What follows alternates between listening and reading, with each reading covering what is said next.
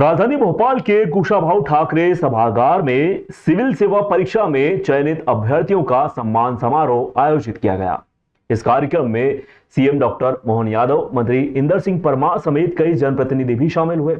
CM ने दीप प्रज्वलित कर कार्यक्रम की शुरुआत की। उन्होंने ई ज्ञान सेतु का लोकार्पण भी किया, जिससे डिजिटल व्याख्यान से परीक्षा की तैयारी में अभ्यर्थियों को मदद मिलेगी। डिजिटल ज्ञान विविध विषयों पर व्याख्यान वीडियो के माध्यम से हर विद्यार्थी तक पहुंचेगा। भोपाल, इंदौर, जबलपुर, ग्वालियर, रीवा समेत कुल 10 जगह पर डिजिटल स्टूडियो स्थापित किए गए हैं। सीएम डॉक्टर मोहन यादव ने कार्यक्रम को संबोधित करते हुए कहा कि आज तक के सारे रिकॉर्ड टूटे हैं। आजादी के बाद मध्य प्रदेश के सबसे ज्यादा बच्चे चिन्हित हुए हैं। देश का दिल मध्य प्रदेश देश के साथ में चल रहा है। यह हमारे लिए गर्व की बात है। सरकारी कॉलेज व सरकारी स्कूल से बच्चे यूपीएससी में चयनित हुए। उन्होंने कहा कि कीचड़ से ही कमल खिलता है। सभी अभ्यर्थियों ने कई अटेम्प्ट के बाद सफलता हासिल की। जियो और जीने दो का भाव रखने वाला भारत है। मुख्यमंत्री ने बताया कि सुभाष चंद्र बोस ने आईसीएस पास कर प्रवीण सूची में स्थान हासिल किया था। एक चाय वाला आज पीएम है, एक गाय वाला आपके सामने बोल रहा है। यह भारत के लोकतंत्र की खूबसूरती है। आप सब आगे बढ़े, लेकिन अपनी अतीत को ना भूलें, अपनी जड़ों से जुड़े रहें। भगवान की दया से आज तक के सारे रिकॉर्ड टूटे। जोरदार अभिनंदन करो अपने इस अद्भुत कार्यक्रम का। आजादी के बाद मध्य प्रदेश के साथ इतना मुझे बताया, राजन जी बोल रहे थे अभी, वो कह रहे कि मंच छोटा पड़ गया। हमने कहा हम तो चाहेंगे कि मंच के सामने इतने बैठे और ये पूरे हमारे भारतीय सेवा से ही चयनित लोगों का पूरा मंच हो जाए।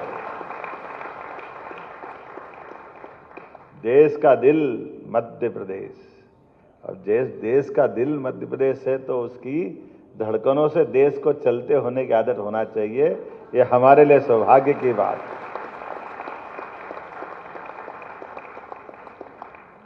मैं आपको शुभकामना भी दे रहा हूं, बधाई भी दे रहा हूं, और इस लोकतंत्र के, दुनिया के सबसे बड़े लोकतंत्र के मध्य प्रदेश से अगर मैं बात कर रहा हूं तो हमारे लिए भौगोलिक दृष्टि से पूरे देश के सेंटर में मध्य प्रदेश है। और हम भी जानते हैं कि मध्य प्रदेश के अंदर के लोग, उनकी अपनी कुछ परमात्मा ने विशेष गुण उनको दिए हैं, और इसीलिए हर काल, हर युग में, हर समय उनकी अपनी भूमिका अद्भुत होती है। ज्ञान सेतु और यूट्यूब चैनल डिजिटल स्टूडियो के माध्यम से लॉन्चिंग की है। हम चाहते हैं कि हमारे ज़्यादा से ज़्यादा विद्यार्थियों को अच्छे एक्सपर्ट लोग मिले, मार्गदर्शन देने वाले मिले, और ये भी प्रेरणा मैं समझता हूं कि इतनी बड़ी संख्या में जो हमारे साथी लोग चयनित हुए हैं, उनसे प्राप्त करके हम आगे बढ़ रहे हैं। मध्य प्रदेश में बहुत सीमित उसमें कोचिंग की व्यवस्था है। आज में मुख्यमंत्री जी हमारे बीच में हैं।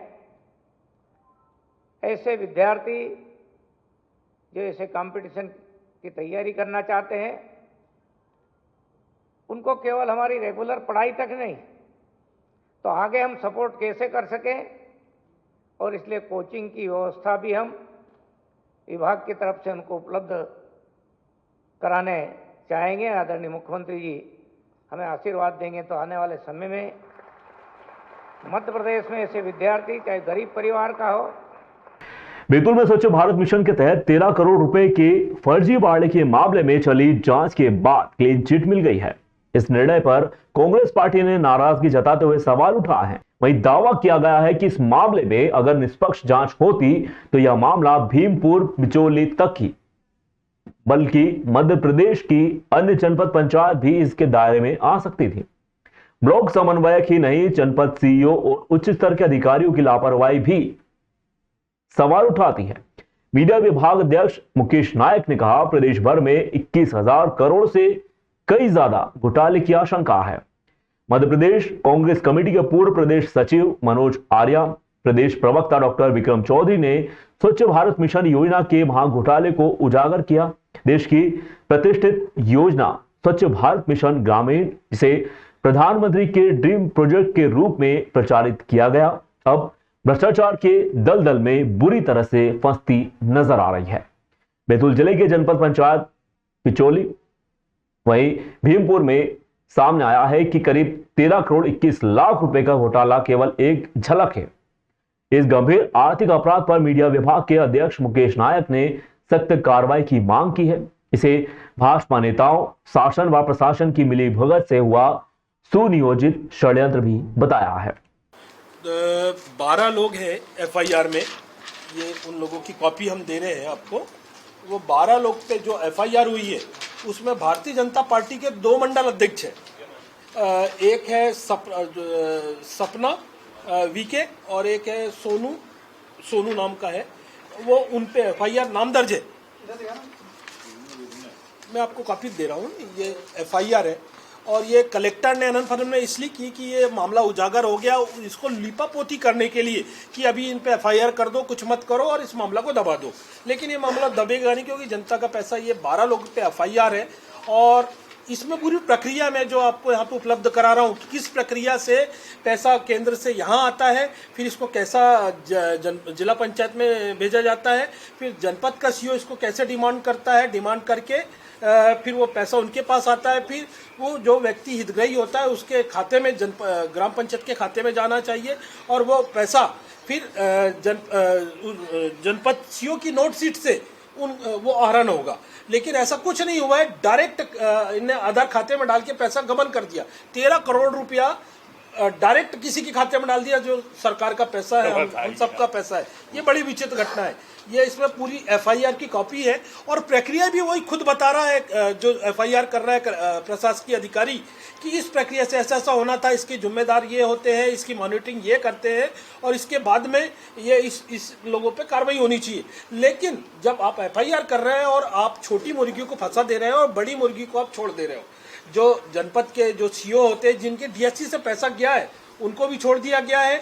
जिनने मॉनिटरिंग की है 3 साल 4 साल हो रहा है, इसका ऑडिट होना चाहिए। एक 10 रुपए भी सरकार किसी को देती है तो उसका ऑडिट कराती है, लेकिन आज तक के ना इसका ऑडिट हुआ और करोड़ों रुपए, मतलब 21,000 करोड़ रुपए आप किसी को दे रहे हो, उसका ऑडिट नहीं होना। इसका यह मतलब है कि प्रदेश के पूरे सरकार में बैठे लोग वो इसमें संलिप्त है, अधिकारी संलिप्त है और जमीनी स्तर पे जो इनके भाजपा के लोग हैं उसका तो प्रमाण ही है। जब एफआईआर है तो उसका प्रमाण है। मैं कैबिनेट इंदौर में हुआ, मोहन यादव जी ने 2 दिन तक खूब लुत्फ उठाया। उसको 2 तरह के लुत्फ उठाए। एक मीडिया का लुत्फ, रोज चर्चाएं करवाई, अखबार मीडिया में हेडलाइन बनाई, और दूसरा व्यंजनों का लुत्फ। वो सराफा गए, वहां जितनी अराजकता हो सकती थी आम जनता के साथ वो हुई, क्योंकि मैं इंदौर का नागरिक हूं। उसके बाद अकल्पनीय अलग अलग तरीके से पूरा इंदौर अस्त व्यस्त रहा।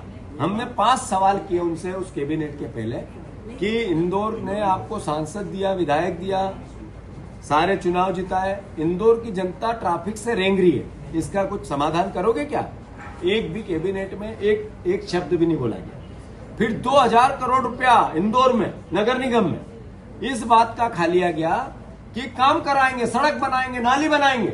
नकली फाइल बनी, उसमें पार्षद से लेके एमआईसी से लेके अधिकारी सब लिख 2000 करोड़ रुपए खा गए। एक शब्द भी इस पे कैबिनेट में बात नहीं। उन्होंने वहां पर मां अहिल्या की नगरी में ये कैबिनेट की, उनकी पहचान थी न्याय की। अपने बेटे को हाथियों के नीचे चुनवा दिया इसलिए कि न्याय करना चाहती थी, अराजकता और अन्याय के खिलाफ थी। पर मोहन यादव के पास सेना का अपमान करने वाले वो देवड़ा जी बैठे थे, एक मंत्री का उनने इस्तीफा नहीं लिया। न्याय का अहिल्या माता के चरणों में जाना है पर न्याय नहीं करना। फिर मैंने उनसे आग्रह किया था कि मोहन यादव जी, आपको ये बताना पड़ेगा इस प्रदेश की जनता को कि इंदौर में अगर आप, तो नशे में मेरा इंदौर का युवा क्यों है? कैलाश विजयवर्गीय हर बार कहते थे, कई बार उन्होंने भाषण में कहा कि ठाकुर के हाथ बंधे हुए हैं, मैं तो शोले का ठाकुर हूं। उन्होंने कहा नशे के खिलाफ युद्ध करना है, नशे के खिलाफ लड़ाई लड़ना है। मैं उनको साधुवाद देना चाहता हूं, उनने अच्छी पहल की, पर हुआ क्या? 1 साल में 1.5 साल में हुआ क्या? सर्व ब्राह्मण महासभा रतलाम द्वारा आयोजित कार्यक्रम में Indian body builders federation Mumbai के द्वारा कुलदीप त्रिवेदी को बॉडी बिल्डिंग के क्षेत्र में राष्ट्रीय निर्णायक बनाने पर समाज द्वारा अभिनंदन किया गया। यदुनंदन अवस्थी समाज गौरव सम्मान व सत्येंद्र जोशी को उत्कृष्ट समाज सेवा सम्मान से अलंकृत किया गया। सर्व ब्राह्मण महासभा रतलाम द्वारा रतलाम ब्राह्मण समाज के प्रतिभावन व राष्ट्रीय स्तर पर समाज का नाम रोशन करने वाले बहुमुखी प्रतिभा के धनी ऑल इंडिया बॉडी बिल्डिंग के क्षेत्र में Indian body builders federation Mumbai द्वारा राष्ट्रीय निर्णायक बनाए जाने पर कुलदीप त्रिवेदी यदुनंदन अवस्थी को जिले में गोल्ड मेडल प्राप्त करने पर समाज गौरव सम्मान तथा समाज में समर्पित वरिष्ठ समाज सेवी सर्व ब्राह्मण महासभा उपाध्यक्ष सत्येंद्र जोशी का जन्मदिन के अवसर पर भी उत्कृष्ट समाज सेवा सम्मान प्रदान किया गया। इस अवसर पर सर्व ब्राह्मण महासभा रतलाम, सर्व ब्राह्मण महिला मंडल तथा ब्राह्मण युवा शक्ति के पदाधिकारियों सहित समाज के गणमान्य सदस्यों की उपस्थिति रही। पूज्य संत महर्षि संजय शिवशंकर जी दवे वहीं श्री संदीप व्यास के आतिथ्य में संयोजक ओम प्रकाश द्विवेदी, कौशल किशोर द्विवेदी, अध्यक्ष प्रवीण कुमार, वरिष्ठ उपाध्यक्ष देवशंकर पांडे, पारिक ब्राह्मण समाज अध्यक्ष नवीन व्यास, सरयू पारिया ब्राह्मण समाज अध्यक्ष अरविंद मिश्रा, सुभाष शर्मा, सचिव चैतन्य शर्मा, महामंत्री विजय शर्मा, कोषाध्यक्ष कपिल शर्मा, विधि सलाहकार अजय जोशी, सह सचिव राजेंद्र जोशी, सह सचिव प्रवीण शर्मा, समाज सेवी दीपक जोशी, संगठन मंत्री राजू सिरोलिया, वैभव व्यास, निर्मल सागर, रमाशंकर अवस्थी, लक्ष्मी किशोर द्विवेदी, अमित द्विवेदी, कुलदीप अवस्थी, हर्ष उपाध्याय तथा सर्व ब्राह्मण महिला मंडल अध्यक्ष कौशल्या त्रिवेदी, सुषमा दवे, मंगला शर्मा, रेखा जोशी, बबीता नागर, भावना शर्मा, प्रतिभा आप्टे, मोना शर्मा, सुनीता शर्मा सहित बड़ी संख्या में समाजजन बंधु मौजूद रहे। अंत में स्वल्पाहार के साथ में कार्यक्रम का समापन हुआ। कार्ड मिलना बहुत बड़ी पहचान है। जोरदार तालियों के साथ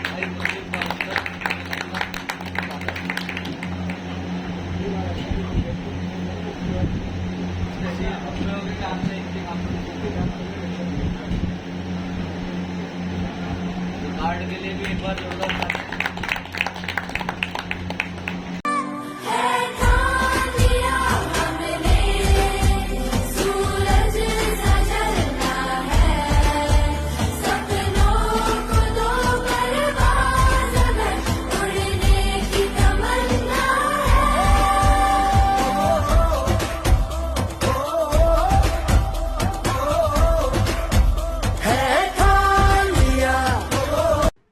योगी से एक सफल नेता बनने तक की यात्रा के तमाम पड़ावों को खंगालती हुई यह पुस्तक 172 पृष्ठों में विस्तार में पाई गई है। अध्यायों में विभाजित पुस्तक में योगी आदित्यनाथ को दुर्लभ चित्रों, चर्चित युक्तियों एवं काव्यमयी यशोगान के साथ में भारतीय संस्कृति के उन्नायक व प्रखर राष्ट्रवाद के प्रेरक के रूप में प्रस्तुत किया गया है। यूनिक फील्ड क्रिएशंस मुंबई ने इसे प्रकाशित किया है।